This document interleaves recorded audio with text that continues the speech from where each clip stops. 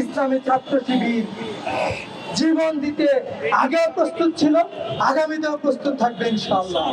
যে সকল সন্ত্রাসীরা কোরআনের উপর আক্রমণ করতে চায়, কোরআনের উপর কোরআনের কর্মসূচির উপর আক্রমণ করতে চায়, তাদের বিরুদ্ধে অনতিবিলম্বে তাদেরকে গ্রেফতার করতে হবে।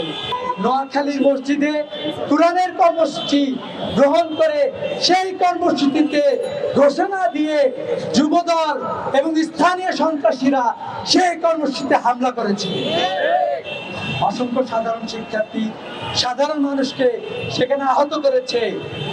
কিন্তু আমরা দেখতে পাই তারা আমাদেরকে প্রতিরোধ করতে চেয়েছিল, কিন্তু আমরা দেখেছি সাধারণ মানুষ, স্থানীয় জনগোষ্ঠীর প্রতিরোধের মুখে সন্ত্রাসীরা স্থান ত্যাগ করতে বাধ্য হয়েছে।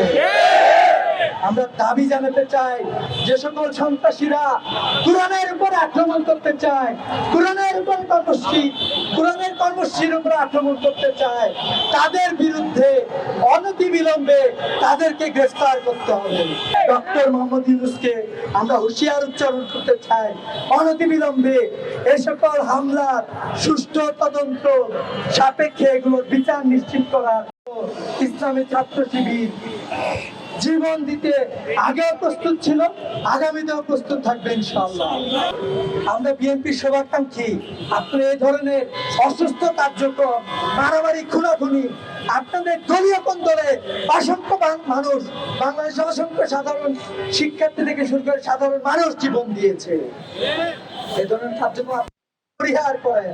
যখনই কোরআনের উপরে, কোরআনের কর্মসূচির উপরে আক্রমণ শুরু হয়ে যাবে, আমাদের কোরআন আরো বেশি বেশি করে ধারণ করতে হবে। দেশের নাম্বার 1 ট্রেডিং অ্যাপ নিফটি ফার্স্টে পাচ্ছেন ট্রেডিং এর সব সুবিধা, dual exchange access, company analysis, portfolio তৈরি করা সহ আরো অনেক ইউনিক ফিচারের সাথে ট্রেড করতে ডাউনলোড করুন এক্ষুনি।